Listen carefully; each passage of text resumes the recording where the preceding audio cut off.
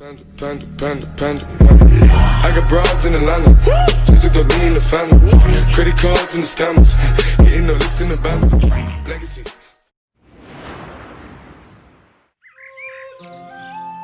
राजस्थान के चंपानगर गांव में चंदन नाम का एक लड़का महेश नाम के इंसान के पास रहता था। चंपानगर गांव में पानी की बहुत समस्या थी, इसलिए गांव वाले मीलों दूर जाकर पानी लाकर अपना गुजारा करते थे। महेश बहुत ही लालची और कठोर दिल का इंसान था। महेश खुद ना जाकर चंदन को मीलों दूर पानी लेने भेजता। एक दिन चंदन की तबीयत खराब होती है और वह पानी लेने नहीं जाता है। महेश को जब ये बात पता चलती है, वह चंदन के पास आता है और उसे कहता है, क्यों रे चंदन, आज तू पानी लेने क्यों नहीं गया?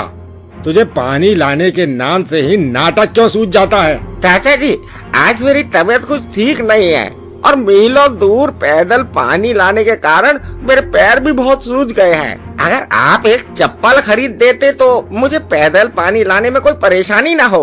मैं तेरा पूरा नाटक समझ गया। नई चप्पल खरीदने के लिए तू यहाँ सोकर नाटक कर रहा है। तेरे बाप ने यहाँ कोई खजाना नहीं दे रखा है जो मैं तेरी मांगे पूरा करता रहूं। चुपचाप जाकर पानी ला, नहीं तो तू मेरी मार अच्छी तरह से जानता है। चंदन महेश के मार के डर से जैसे तैसे कर उठकर मटका लेकर पानी लेने चला जाता है। चंदन जंगल के रास्ते से कुछ दूर जाता है। अचानक उसका पैर फिसल जाता है और हाथ से मटका छूटकर नीचे गिरकर टूट जाता है। मटका टूटते ही चंदन मार के डर से पेड़ के नीचे बैठकर रोने लगता है। तभी जंगल के रास्ते से पानी लेकर चंदन का दोस्त गगन जाने लगता है। गगन चंदन को पेड़ के नीचे बैठकर रोता देख उसके पास आता है और उससे पूछने लगता है, अरे यार चंदन, मैं कितनी देर से तेरा कुएं के पास इंतजार कर रहा था, पर तू नहीं आया। तू पेड़ के नीचे बैठकर क्यों रो रहा है? क्या तेरी तबीयत खराब है? भाई गगन, मैं पानी लाने जा ही रहा था, तभी मेरा पैर फिसल गया और मेरे हाथों से मटका नीचे गिरकर टूट गया। अब मैं किस में पानी भरकर लेकर जाऊंगा? अगर मैं खाली हाथ घर गया तो चाचा जी मुझे जिंदा नहीं छोड़ेंगे। मैं क्या करूं? मुझे कुछ नहीं समझ आ रहा है। हाँ यार चंदन, सच में तेरा मालिक बहुत ही खड़ूस और गुंडा किस्म का इंसान है, पर मेरे पास भी पैसे नहीं है जो मैं तेरी मदद करूं। पर भाई, मेरे पास एक तरकीब जरूर है। तू नदी किनारे जा और वहाँ से किसी का मटका चोरी करके ले आ। नहीं भाई गगन, सलाह देने के लिए तेरा शुक्रिया, पर मैं किसी का मटका चोरी नहीं करूंगा। इसके बदले अगर मुझे मार खानी पड़े तो मुझे कोई अफसोस नहीं है। गगन चंदन की बात सुनकर चुपचाप वहाँ से अपने घर चला जाता है। चंदन पेड़ के नीचे बैठकर रो ही रहा था, तभी एक पेड़ के नीचे उसे एक छोटा सा मटका दिखाई देता है। चंदन मटका देखकर बहुत खुश हो जाता है और मटके के पास जाता है। अरे वाह, जंगल के अंदर ये किसका मटका है और इसमें पानी भी भरा हुआ है। अगर चाचा जी के पास मैं ये पानी से भरा मटका लेकर जाता हूँ तब वो मुझे नहीं मारेंगे। अगर मैं पानी लिए बगैर घर के अंदर गया तो फिर मेरी खैर नहीं। चंदन पानी से भरा मटका लेकर घर चला जाता है।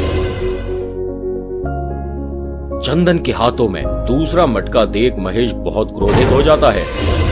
अरे वह कर्म चले, तू ये किसका मटका उठा लाया? यह तो मेरा मटका नहीं है।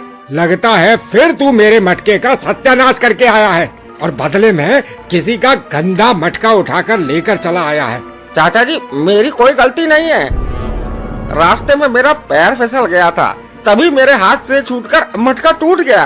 अरे वह नाश पिटे, तेरा सत्यानाश हो। एक पैसे की तो कमाई नहीं करता और हर बार चीजों का नुकसान करता रहता है। मैं कुछ नहीं जानता। तूने मेरा बहुत कीमती मटका तोड़ा है। मुझे किसी भी हाल में एक नया मटका चाहिए और इस गंदे मटके का पानी दूसरे मटके में डालकर ये गंदा मटका यहाँ से उठाकर लेकर चला जा, नहीं तो इसे गंदे मटके से तेरा सिर फोड़ दूंगा। और अगर एक बूंद पानी और खाना मांगा तो तेरी खैर नहीं। महेश की बात सुनकर चंदन बहुत दुखी हो जाता है और उस मटके को लेकर रोते रोते अपने कमरे में चला जाता है।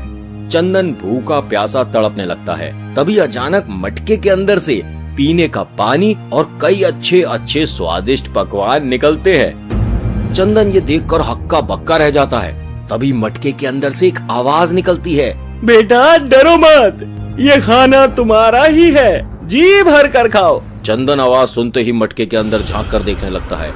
तभी चंदन को मटके के अंदर एक चुड़ैल की शक्ल दिखाई देती है। चंदन मटके के अंदर चुड़ैल को देखकर बहुत डर जाता है और डर के मारे कांपने